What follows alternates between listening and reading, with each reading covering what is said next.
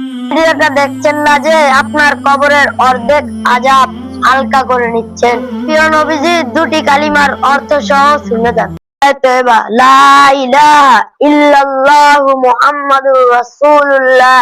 কালিমা তয়্যবার অর্থ আল্লাহ তাআলা ব্যতীত ইবাদতের উপযুক্ত আর কোন মাবুদ নাই।